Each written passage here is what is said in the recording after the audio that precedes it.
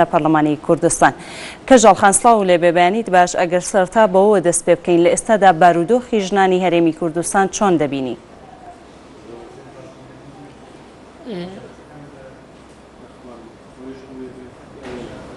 کەژاڵخان گوێ لە دەنگی منە؟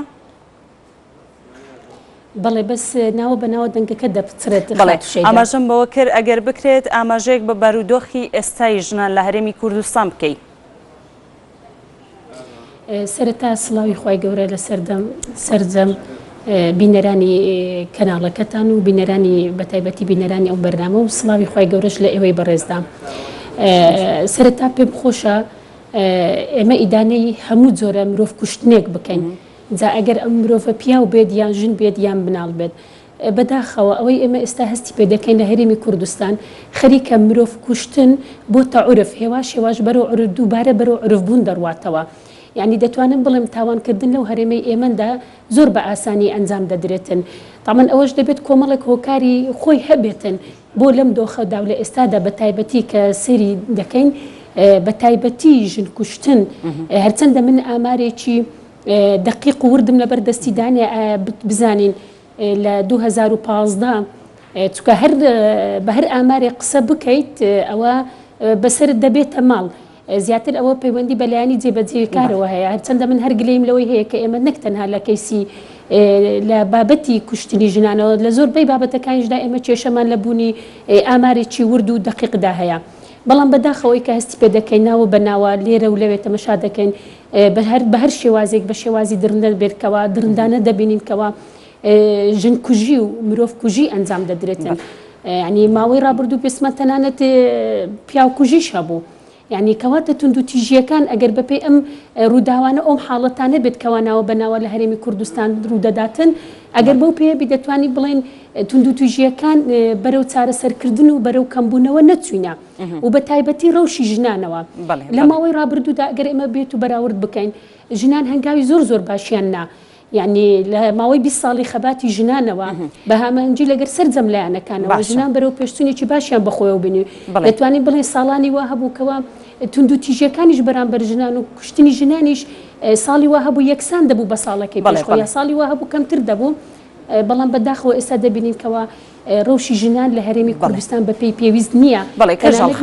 کەژاڵخان لە قسەکانتە دووشتە خستە ڕوو یەکەم ئەوەی کە لە ماوەی 20 ساڵ ڕابردووە لەلایەن ژنان و چالاکوانانەوە کاری باش کراوە لەلایەکی ترەوە ئاماژە بەواکەی کە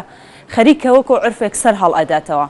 واتە پێت وایە لە ئێستادا کەم کاریکردن هەیە یاخود بە چ پێوەرێک ئەڵێ خەریکە ئەبێتەوە بە عورف؟ بڵێ ئێمە ناتوانین بڵین تەنها مەسەرەن ڕێکخراوەکان لەو ژن کوژیە یان لەو مرۆڤ کوژیە بەرپرسە هەموو لایەنەکان بە ڕێژەیەک بەرپرسیارێتی خۆیان وەردەگرن. بەڵام من دەتوانم بڵم لە سەرەتای نەوەتەکانەوە ژنان بە تایبەتی لە ماوەیەکی تایبەتەوە ژنان توانیان بەڕاستی ڕەوشی ژنان لە هەرێمی کوردستان لە هەموو ڕووەکانەوە لە ڕووی سیاسیەوە لە ڕووی کۆمەڵایەتیەوە لە ڕووی ئابوووریەوە ڕەوشی ژنان بەرەو پێشچوونێکی باشی بەخۆیەوە بینی. بەڵام بەداخەوە ئێستا کۆمەڵێک شێوازی تر بەرامبەر ژنان ئەنجام دەدرێت بە تایبەتی تەمەشا دەکەین لە بوارە سیاسیەکەیەوە خەریکە پاشە کشەیەک بە هاتنە پێشەوەی ژنان دەکاتن. جا ئەمە ترسی ئەوەمان هەیە کە ئەم پاشە کشەیە سەرجەم بوارەکانی تری ژیانیش بگرێتەوە. بۆیە دەبێت بەڕاستی هەموو لایەنە پەیوەندیدارەکان و پەرلەمانە حکوومەتە ڕێکخراوەکانی کۆمەڵگەی مەدەنیە ڕاگەیاندنە تۆڕە کۆمەڵایەتیەکانە دەبی هەمومان بە ئەرک و ڕۆلی خۆمان هەڵسین. شێوازەکە ڕۆلی ئێمە هەریەکە بە چ شێوازێک بەسەرماندا دابشکرایە کاتێک کە من لە پەرلەمانم وەکو لێژنەی داکۆچیکردن لە پەرلەمانی کورد لە لێژنەی داکۆچیکردن لە مافەکانی ئافرەتان لە پەرلەمانی کوردستان وەکو پەرلەمانتارێک دەبێت جەخت لەسەر ئەوە بکەنەوە کە یاسای مەحکەمتر یاسای بخوتر دەربچێت هەرچەندە لەگەڵ ئەوەش ئێمە لە بابەتی پرسی ژنانەوە یاسای چاکمان هەیە دەستکەوتمان هەیە. بەڵام بەداخەوە کەژاڵخان ئاماژەت بۆ کرد کە هەر لایەنێکە و بە جیاواز بەرپرسایەتی ئەکەوێتە ئەستۆ ئەو بەرپرسایەتی کە کەوتووەتە سەر پەرلەمان ڕەنگە دانانی یاسا بێت. ئەو یاسایانە چییە کە پەیوەندیدارە بە مافەکان یاخود پاراستنی مافەکانی ژنانەوە؟ بەڵێ ئێمە لە پەرلەمانی کوردستاندا لە خولەکانی ڕابردوش لەو ماوەشدا کە ئێمە ماوەی نزیکەی 2 ساڵە ئێمە لە پەرلەماندا خۆت ئاگادار بووی سەرەتان لێژنەکە تەشکیل نەبوو چەند مانگێکی خایەن دواتر کەوا لێژنەکە تەشکیل بووە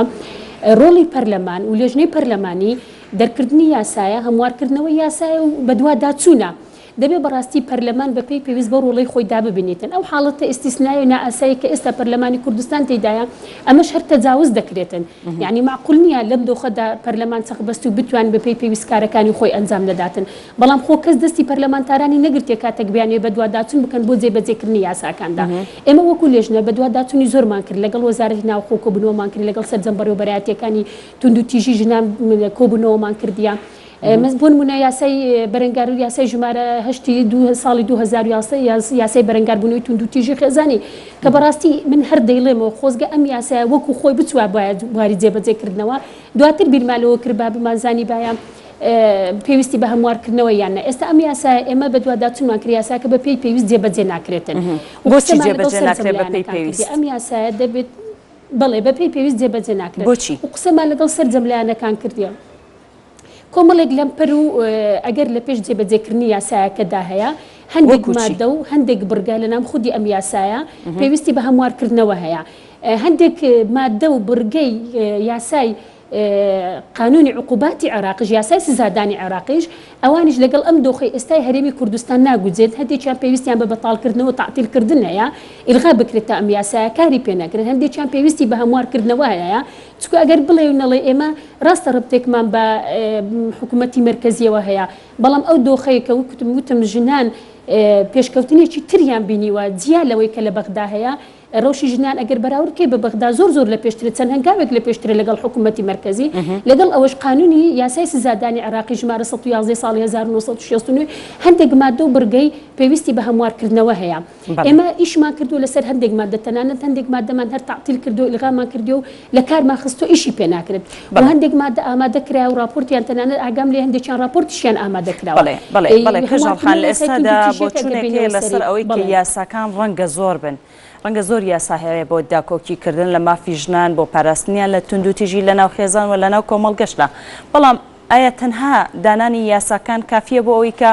ژنێک یاخود خانمێک بەر تونند و تیژی نەکەوێت بەڵێ خۆی تونند و تیژی با پێڵم تەنها ڕەبتی بەو یاسانیە کە ناوی ژنانی تێهاتێ کۆمەڵک یاسایت کەشەیە لە هەرێمی کوردستان دەبێت بە دیاریکراوی ئایا پەیوەندیدارە بە یاساکان و یاساکان دەتوانن ڕێگری بکەن لەم تونند و تیژیانی کە بەرامبەر ژنان نەکرێت ئەو تا یاساکان هەن بەڵام ژنێ بە ڕۆژی ڕووناک ئەکوژرێت بەڵێ ئێمە یاسامان هەیە بەڵام کە یاسایە کە یاسا جێبەجێ نەکرێت دادگا بە پێی پێویست ڕۆڵی خۆی نەبینێتن یعنی بەڕاستی دەبی یاساکان لێ بگەڕین لە هەرێمی کوردستان یاسا بە پێی پێویست بە دیاریکراوی کەژاڵخان هۆکار چیە کە دادگاکان ناتوانن بە ئەرکی خۆیان هەستن یاساکان جێبەجێ بکەن چی بووەتە لەمپەر و هۆکار لە بەردەم ئەوەی کە ئەم ڕێگریانە دروست ببێت بەڵێ کۆمەڵێک دەتوانین بڵێن ئێمە وەکو ئاماژەمان پێکرد یاسای باشمان هەیە لە هەرێمی کوردستان بەڵام کۆمەڵێک لە ماوەی ڕابردوو دەتوانین بڵێن کۆمەڵێک هۆکاری سیاسی یاسایی کۆمەڵایەتی بۆ ڕێگر لە جێبەجێکردنی ئەم یاسایانەدا بۆ نمونە یاسای قەدەغەکردنی چەک یعنی بەڕاستی ئێمە چەک ئەوەش هۆکارێکی سەرچیە یعنی ئەمەش دەبێ ئیشی لەسەر بکرێت دەبێت سەرجەم کارەکانی هەرێمی کوردستان بە یاسا ڕێک بخرێتەوە بە یاسا تەنزیم بکرێت بەڵام بەداخەوە ئەوەی کە دەتوانم بڵێم بۆ تایبەتی لە ئێستاشدا ئەوەی کە بۆشایی دروست کردووە جێبەجێ نەکردنی یاسایە یعنی ئێمە دەبێت بەڕاستی یاساکان کاری خۆیان بکرێت جێبەجێ بکرێت دادگاکان ئەکتیفتر بن یعنی دادوەرە بەڕێزەکان بە پێی پێویست بە ئەرک و ڕۆڵی خۆیان هەڵسن هیچ کێشەیەکی کۆمەڵایەتی هیچ معنی بڵێن هۆکارێکی کۆمەڵایەتی سیاسی یاسایی لە پشتی جێبەجێ نەکردی یاسایەکانەوە نەبێتن ئەگەر سەیری وڵاتان بکەیت سەرجەم کاروباری وڵاتان بە یاسا تەنزیم کراوە بە یاسا ڕێکخراوە بەڵام بۆ بەداخەوە لەو هەرێمەی ئێمەدا کە کۆمەڵێک یاسای جوانمان هەیە ئەم یاسای ژمارە 2011 یاسای بەرامبەربوونەوەی تونند و تیژی خێزانی لە شەرق الأوسط تاکە یاسایە بەم شێوە لە ڕۆژهەڵاتی ناوەڕست بەم شێوازایە بێت کە لە خۆیدا یاسایەکە یعنی بەڕاستی جێگای شانازی پێکردنە بەڵام بەداخەوە ئێمە زۆر جار وایە دەبینین تەدەخولاتی حزبی لە پرسەکانی ژنان دەور دەبینی یان کاتێک کە ژن وەکو خۆت گوتی بە نوێژینی وەڕۆ مەسەلەن ژنێک دەبینی لە شوێنێکی گشتی تەقەی لێ دەکرێتن و دەکوژێتن کە کوشتن و سندنەوەی گیان و یان لێسەندنەوەی ڕوح لە دەست ئینسانەکانەوە نییە تایبەتە بەخوای گەورەوە بڵێ کەژاڵخان تۆ ناتوانانی ئەوە بە ئاسان لێ بستین کەژاڵخان ڕەنگە بەدەیان ڕێکخراو لە هەرێمی کوردستاندا لە بواری مافەکانی مرۆڤ مافەکانی ژناندا کار بکەن بەڵام نەیانتوانیوە ئەو هوشیاریە گشتیە بڵاو بکەنەوە کە لە حاڵەتێکی لەم چەشنەدا ژنەکە نەکوژرێت یعنی ئێوە پێتاوانیە تەنها یاساکان بەس نییە بۆی کە هوشیاریەکی گشتی کۆمەڵایەتی بڵاو ببێتەوە کەم حاڵەتانەش ڕوو نەدات و پێتان وانییە ڕێکخراوەکان کەم تەرخەم بوون لە بڵاوکردنەوەی ئەو جۆرە لە هوشیاری؟ بەڵێ من دەتوانم بڵێم ڕێکخراوەکان لە سەرەتا دەکاری باشیان کرد نەک تەنها ڕێکخراوەکان ڕاگەیاندنیش یعنی تەنها وروژاندنی بابەتەکە نییە بە تایبەتی لە ئێستادا زۆر جاری وایە وروژاندنی بابەتەکە زەقکردنەوەی کەیسەکە گرفتیتکەی چاولێگەری دروست دەکات خەڵکانیش تر هەیە چاوی لێ دەکاتن بەڵام ئێمە فعلەن لە بە تایبەتی لە پرسی ژنانەوە هۆشیاری لە هەموو ڕووەکانەوە پێویستمان بە هۆشیاری هەیە ئەوەی کە زۆر زۆر پێویستیمان پێ هەیە هۆشیاری یاساییە کە بەڕاستی تاچی کورد لە هەرێمی کوردستاندا ڕێژەیەکی کەم دەبێت من ناڵێم هەر هەمووی ڕێژەیەکی کەم دەرک بۆی دەکات کە هەر تاکێک لە هەرێم هەر هاوڵاتیەک لە هەرێمی کوردستان بژی کۆمەڵێک ئەرک و واجباتی هەیە یاسا هەیە پارێزی لێ بکاتن یاسا هەیە مافەکانی بپارێزیتن ئەو جە ژنانە خاوەن پێداویستی تایبەتە پیاوانە بەڵام بەداخەوە ئەم هۆشیارە لە کۆمەلگای ئێمەدا یعنی ڕۆژ بە ڕۆژ من وا تەسەور دەکەم بە بۆچوونی خۆم ڕوو لە نزمی دەکاتن ڕاگەیاندن ڕۆڵی سەرچ تێداهێ ڕێکخراوەکان یعنی من دەڵێم تەحەدا دەکەم ئەوەی کە لە سەرەتای دروستبوونی ڕێکخراوەکان و سەرەتای ڕاپەڕین و هەموو ڕێکخراوە بە هەموو ئایدۆلۆژیای جیا و بەڕەنجی جیا و بەدەنجی جیا دروست بوون خزمەتی باشیان بە توێژی ئافرەتانەوە کرد ئافرەتانیان دەتوانن بڵم چەندەها هەنگاو هێنا پێش بەڵام لە ئێستادا و بە تایبەتی لەم دۆخەدا ماوەیە کە من دەتوانم بڵم ماوەی 2 ساڵ دەبێتن و زیاتریش پاشە کشەیەک بەکاری ڕێکخراوەکانەوە دەبینم و من بەرپرسیشم لە قسەی خۆم کە دەکەم لە زۆر شوێنی گشتیشە من ئەو قسەیم کردیا یعنی بەڕاستی دەبێت ڕێکخراوەکانی ژنان بە تایبەتی ڕێکخراوەکانی ژنان دەبێت داکۆچی تەواو لە ئافرەت بکەن یعنی شتێک دروست بکەن کە لەگەر یاسا و عورف و ڕێسای ئەم کۆمەلگای ئێمە بگونجێتن بەداخوانی زۆر جاری وایە ڕێکخراوەکان ئیش لەسەر کۆمەڵێک شت دەکەن گرفتی زیاتری لە بۆ ئەم خەڵکە و لە بۆ هاوڵاتی تۆ هەر شتێک بکەیت بتێوە هەر گۆڕانکاریەک هەر چاکسازیەک لە هەر بوارێک لە بوارەکانی ژیانەوە بکەیت دەبێت لەگەڵ عورفی کۆمەڵایەتی ئەم خەڵکە بگونجێتن بەڵام ینی هەموو کەیسەکان بە تایبەتی کوشتنی ژنان کەژاڵخان هەندێک جار ڕەخنە لەوە گیرەکە نەبوونی دادوەری ژن لە دادگاکاندا یەکێکە لە هۆکارانەی کە دۆسیەکانی ژنان بە لاڕێدا ئەبرێت یاخود پشتگوێ ئەخرێت بۆ چوونە لەم بارەیەوە ئەمەوێ بزانم خۆی فعلەن ئێمە لەگەڵ ئەوە دابوونێکەوە مەسەلەن ڕۆڵ ژنا بێتە پێش لە هەموو دەسەڵاتەکانەوە لە دەسەڵاتی یاسادانان لە دەسەڵاتی جێبەجێکردن لە ناوەندی بڕیاردا هەرما لە ڕوها لە دەسەڵاتی دادوەریدا بەڵام ئەوە پاساو نییە بڵێ وڵاهی دادوەری ژن نییە هەر کەسێک عادل بێ بێوێ دادوەری بەرپا بکاتن پەیوەندی بەوە نیە ژنە یان پیاوە دادوەری دەبی لە ناخی ئینسانەکەدا بێ ئینسان بەوە دروست بۆکەوە دادپەروەری لە نێوان خەڵکەکاندا بکاتن جا ئەگەر ئەو پیاوە یعنی ئەم دادوەری پیاوە ئەگەر نەعەداڵەتی کرد یعنی بەڕاستی هەر حەقی ئەوەی هەیە کە لەو دادوەریە لا ببرێتن ئەمن زۆر ئەوە ناڵێم ئەگەر دادوەری ژن هەبێتن فعلەن واقعی خۆیان و تایبەتمەندی ژن هەیە بەڵام دادوەر کاتی هاتە سوێندی خواردووە کەوا دەبێ عەدالەتی پەیدا بکات نێگوتێ من تەنها عەدالەت لە نێوان پیاوان پەیدا دەکەم دەبێ عەدالەت لە نێوان هەموو هاوڵاتی وەکو هاوڵاتی مامەڵە لەگەڵ ژن بکرێتن نەک بەجیا مەسەلەن ئەوە ئەگەر کەیسەکە پیاو بێت کەواتە نام بەداخەوە ینی دەتوانم بڵم ئەوە زۆر پەیوەندی بەوە نیە بەڵام خۆش ئەتو چەند دادوەرێکی ژنت هەبێتن و بۆی تاقە و توانە و کەفاەت و لێ هاتوو ژنانیش لەم بوارەوە تا ڕادەیەک ژنان تێیدا مەحروم بووینە یعنی وەکو برێ مەزلومیەتێک پێوە دیارە کە ژنان کەمتر لە دەسەڵاتی دادوەرەکان بە 50 دەست دەژمێردرێت لە هەرێمی کوردستاندا ئەمە ناکاتەوە هۆکارێک بەڵام ئێمە کۆمەڵێک هۆکاری ترمانە وەکو ئاماژەمان پێکرد جێبەجێ نەکردنی یاساکان ڕۆڵی دادگاکان ئەکتیڤتر بکرێتن دادوەرە پیر بەڕێزەکان بە ئەرچی خۆیان هەڵسن یعنی ئەوەی تا ئێستا کردیتیان بە تایبەتی لە پرسی ژنان نەک تەنها منی پەرلەمانتارێک گلەی و ڕەخنەم هەیە بەڵکو سەرجەم خەڵک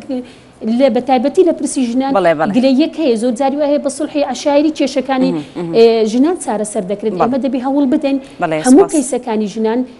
ڕێڕەوی یاسایی خۆی وەربگرتن بە یاسا چارەسەر بکرێت تاوانبار ئەگەر تا ئێستا تاوانبارانی کەیسی ژنان تونترین سزاتون برابانە ڕێژەی ژنان بەو شێوەیە کوشتنی ژنە بەو شێوەیە نەدەبوو بەڵێ زۆر سپاس خاتوو کەژاڵ